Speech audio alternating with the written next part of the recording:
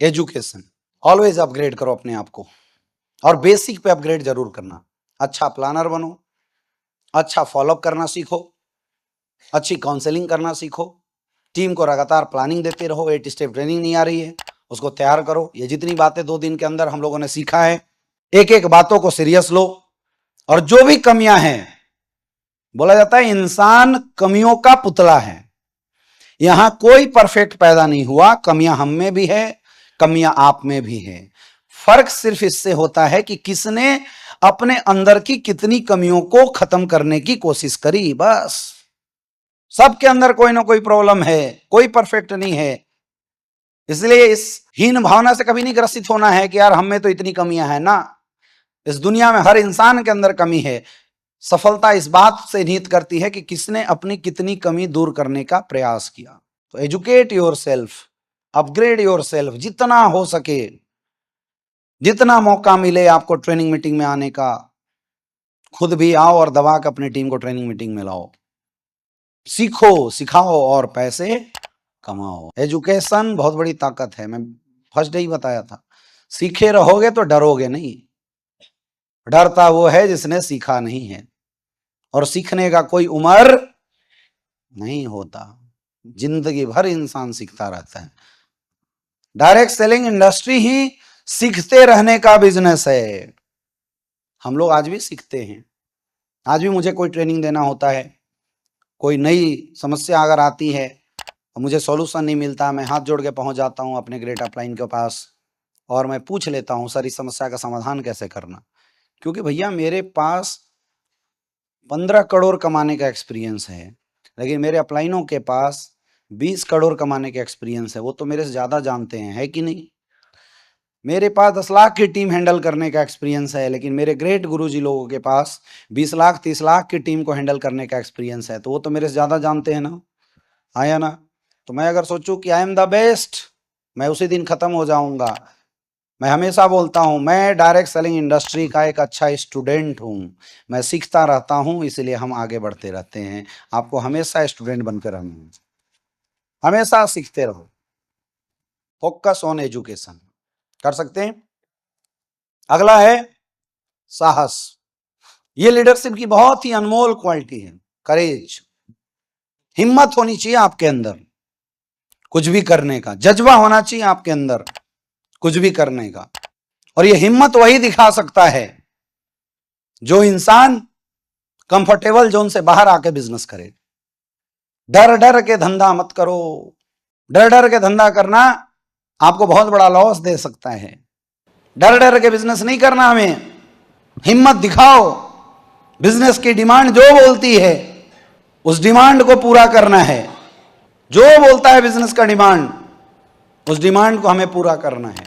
कई बार मैंने सुना है कि जब हमारे लीडर रूबी स्टार बन जाते हैं, सफायर बन जाते हैं, तो आपका अपलाइन आपको गाड़ी लेने के लिए बोलता है ना, हाँ या ना। और हमें लगता है कि अपलाइन हमें फंसा रहा है फालतू के लफड़े में। आप मुझे बताओ, अपलाइन का भी तो परिवार है, नहीं है? है ना, अपलाइन का भी तो परिवार है। और अपलाइन की चेक की वजह कौन है? आप ही लोग तो हैं। तो क्या कभी अपलाइन अपने परिवार के पेट पे लात मारेगा? मारेगा कभी? मारेगा? तो फिर ऐसा आप क्यों फील करते हो कि अपलाइन गाड़ी लेने के बोल रहा है तो हमें फंसा रहा है? समझो, हमारे बिजनेस में जो धंधा है ना, लोगों का बिजनेस है। हमारी आपकी कोई ऑफिस नहीं होती, होती है क्या? नहीं होती। हमारा आपका कोई शोरूम नहीं होता।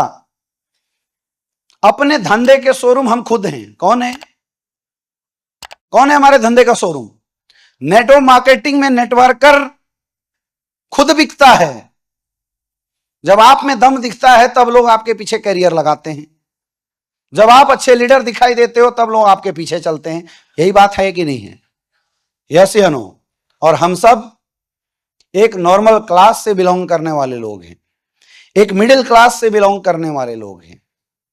साइकिल से हमने बिजनेस की शुरुआत करी है, मोटरसाइकिल से हमने बिजनेस की शुरुआत करी है। जो हमारा डाउनलाइन है वो भी सेम हमारी कैटेगरी का इंसान है, वो भी सेम, उसकी जिंदगी हमारी जैसी है। वो भी हमारे जैसा स्ट्रगल करने वाला इंसान है, वो भी खटिया पे सोता है, वो भी गरीबी से निकलता हुआ आ रहा है।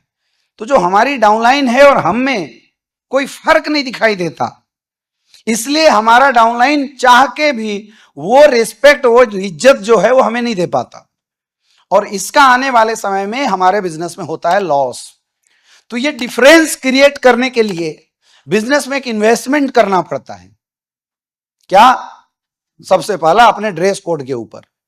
ये खर्चा नहीं है मेरे भाई, ये इन्वेस्टमेंट है हमारे बिजनेस का। जो बार बार बोला जाता है ना, ड्रेस कोड अच्छी बनवाओ, बढ़िया ड्रेस डेवलप करो, बोलता नहीं बोलता अपलाइन?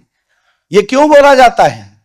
क्योंकि आप अपने बिजनेस के शोरूम खुद ही हो, और जब तक शोरूम चमकेगा नहीं तब तक माल बिकेगा नहीं। दुनिया का हर धंधे वाला खुद से ज्यादा पैसा अपने शोरूम पे खर्चा करता है, ब्रांडिंग पे खर्च करता है, अपने घर से ज्यादा पैसा अपने बिजनेस के डेवलपमेंट पे खर्च करता है। लेकिन हमारे धंधे में क्या आपको फैक्ट्री वाले को पैसा देना है, कंपनी ऑफिस में बैठे लोगों को पैसा देना है, अपने यहां 5 एम्प्लॉय को पैसा देना है, शोरूम को पैसा देना है? तो फिर आप 70 करोड़ कमाओगे कैसे? यहां भी इन्वेस्टमेंट करना पड़ेगा बड़े लेवल पे, और वो इन्वेस्टमेंट होता है हमारे खुद के प्रति। सबसे पहला इन्वेस्टमेंट क्या है? सबसे पहला इन्वेस्टमेंट है हमारे ड्रेस कोड का इन्वेस्टमेंट। तो अगर आपका अपलाइन बार बार अगर आपको यह बात बता रहा है कि ड्रेस अच्छा करो, एमराल्ड के बाद, टोपाज के बाद ड्रेस अच्छा करो, आपको लगता है अपलाइन खर्चा करा रहा है। अरे मेरे भाई, वो खर्चा नहीं करा रहा है। अभी तुम्हारे बिजनेस में ये डिमांड है ड्रेस कोड सही करना, क्योंकि जब तक आप अपनी ड्रेस कोड सही नहीं करेंगे तो नीचे वाले आपको आइडियल नहीं मानेंगे कभी भी। नीचे वालों की नजर में आप चेंज होते हुए नहीं दिखोगे तो नीचे वाले आपके ऊपर कभी भी विश्वास नहीं करेंगे कि मेरी जिंदगी बदल सकता है। इसलिए वो इन्वेस्टमेंट करने के लिए बार बार आपका अपलाइन बोलता है खुद के ऊपर इन्वेस्ट करो। वो धंधे में हमारा इन्वेस्टमेंट है।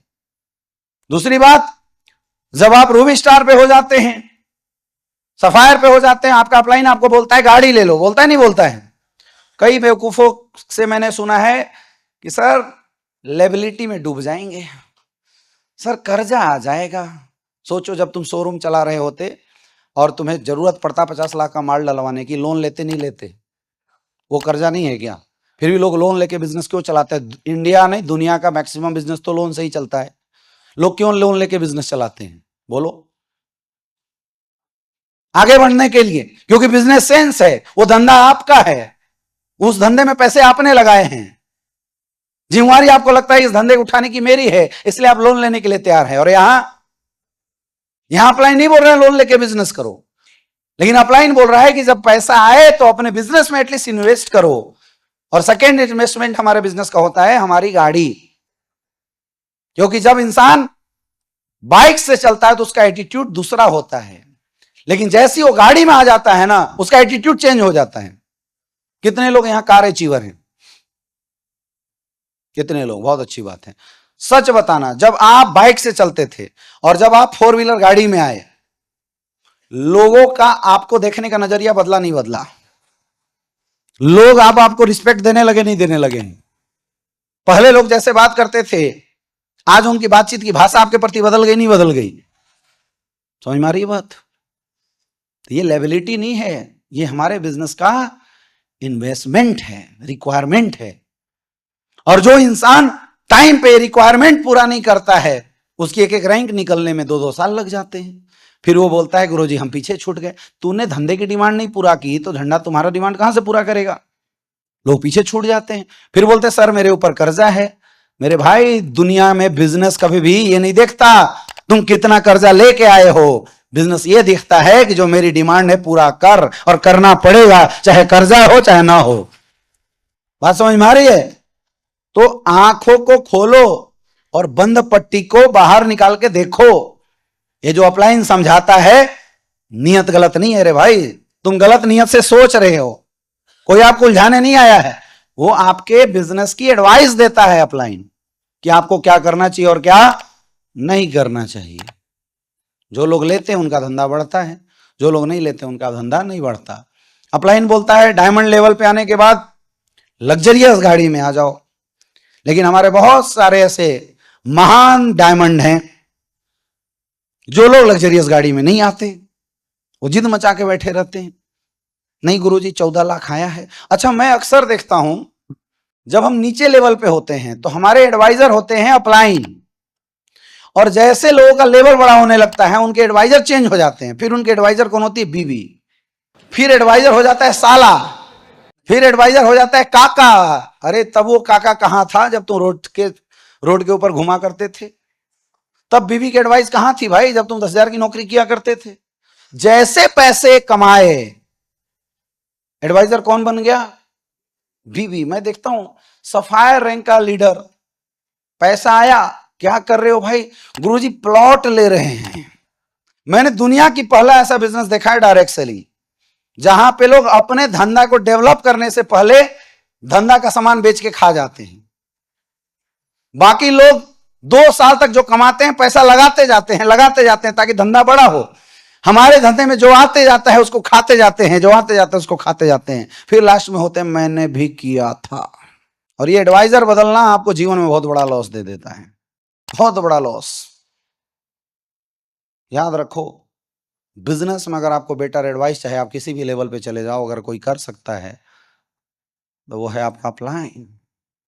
और जीवन में बिजनेस में क्या, कहां, कैसे इन्वेस्ट करना चाहिए, अगर किसी से एडवाइस लेनी है तो किससे लो? ये जो बीच में तुम्हारे एडवाइजर घुसे हैं ना, वही तुम्हारी बर्बादी के कारण है। अगर तुम्हारे रैंक 6-6 महीना तक रुके हुए हैं ना, इसके सबसे बड़े रीजन वही तुम्हारे बीच वाले घर वाले जो एडवाइजर घुस गए हैं, वही हैं सबसे बड़े रीजन। डायमंड बना 10 लाख रुपया आया, क्या कर रहे? घर खरीद रहे हैं गुरुजी। साला 10 लाख में कौन सा घर बनता है यार? मैंने तो सोफा खरीदा, उसकी कीमत 7.5 लाख रुपए की है। तुम 10 लाख में घर बना लेते हो, पता नहीं कौन सी घर बनती है तुम्हारी। फिर ब्रांडिंग नहीं होती, डेवलप नहीं होता, डाउनलाइन रिस्पेक्ट नहीं देता। खोपचे में जाके कहीं रूम ले लिए, वहां पे रह रहे हैं, डाउनलाइन भी जाएगा साला घटिया है, ये कोई डायमंड है? दूसरी कंपनी के लोग तुम्हारे डायमंड को फोटो दिखा के और बोल देते हैं देखो तुम्हारा डायमंड। 5,000 का सूट खरीदते चल रहा है चोर बाजार में। बिजनेस खराब हो जाता है। क्यों? क्योंकि हमारा एडवाइजर कोई और बदल गया थोड़ी देर में। एडवाइजर सही करना पड़ेगा रे भाई, इसलिए इसको बोलते हैं रैंक काउंसलिंग, और ऑलवेज करवाते रहा करो। कभी भी कोई भी रैंक अचीव करो जीवन में, एक मिठाई का डब्बा और एक बुके लेके अपलाइन से मिलो और पूछो गुरुजी ये 3,60,000 आया है, क्या करना है? समझे? 8,20,000 आया है सर, बताइए क्या करना है? तब अपलाइन आपको बेटर एडवाइस देगा। आप एडवाइजर बदलते थे, कौन है? फूफा एडवाइजर बन गया कुछ दिन बाद।